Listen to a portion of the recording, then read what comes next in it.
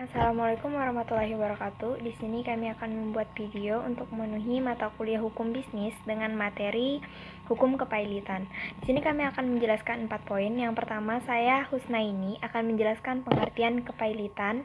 Yang kedua, Catherine Milenia akan menjelaskan dasar hukum pengaturan kepailitan di Indonesia. Yang ketiga, Umi Sekarwangi akan menjelaskan pihak yang dapat mengajukan pailit.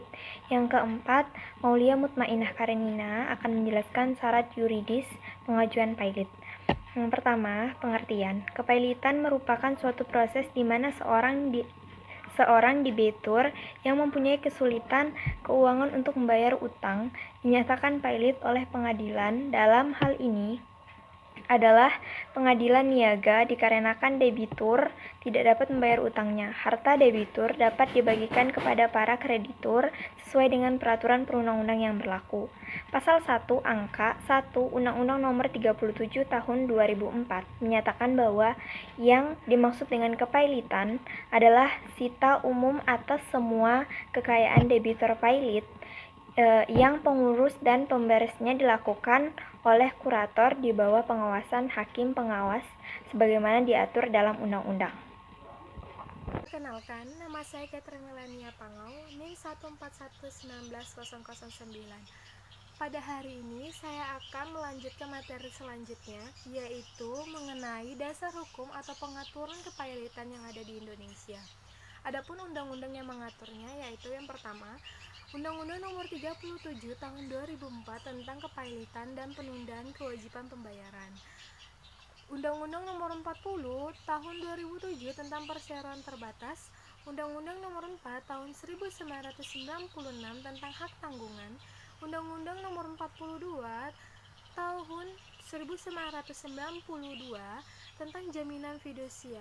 Dan ada beberapa pasal yang terdapat dalam Kitab Undang-Undang Hukum Perdata atau BW, yaitu pasal 1131 hingga 1134. Dan ada juga beberapa undang-undang lainnya yang mengatur mengenai BUMN, yaitu Undang-Undang Nomor 19 Tahun 2003 tentang pasar modal, yaitu Undang-Undang Nomor 8 Tahun 1995 tentang yayasan, Undang-Undang Nomor 16 Tahun 2001 dan koperasi, Undang-Undang Nomor 25 Tahun 1992.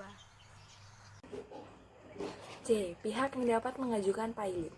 1. Atas permohonan debitur sendiri. 2. Atas permintaan seorang atau lebih kreditur. 3. Kejaksaan atas kepentingan umum. 4. Bank Indonesia dalam hal debitur merupakan lembaga bank. 5. Badan Pengawas Pasar Modal dalam hal debitur merupakan perusahaan efek.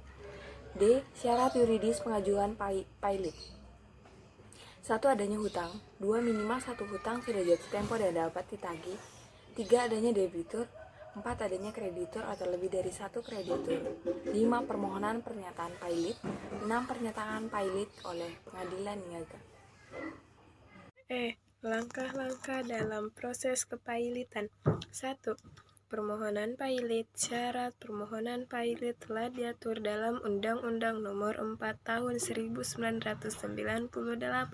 Yang kedua, keputusan pailit berkekuatan tetap. Jangka waktu permohonan pailit sampai keputusan pailit berkekuatan tetap adalah 90 hari. Yang ketiga, rapat verifikasi adalah rapat pendaftaran utang pada piutang. Yang keempat, perdamaian. Jika perdamaian diterima, maka proses kepailitan berakhir. Jika tidak, maka akan dilanjutkan ke proses selanjutnya. Proses perdamaian selalu diupayakan di dalam agendakan. Yang kelima, homologasi akur, yaitu permintaan pengesahan oleh pengadilan niaga jika proses perdamaian diterima.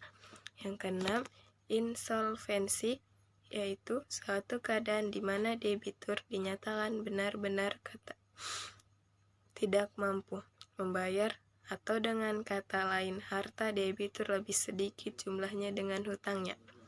Yang ketujuh, pemberesan atau likuidasi, yaitu penjualan harta kekayaan debitur pailit yang dibagikan kepada kreditor kongruen setelah dikurangi biaya-biaya. Yang ke-8, rehabilitasi, yaitu suatu usaha pemulihan nama baik kreditur, akan tetapi dengan catatan dalam proses perdamaian diterima, karena jika perdamaian ditolak maka rehabilitasi tidak ada. 9. Terakhir, kepailitan berakhir.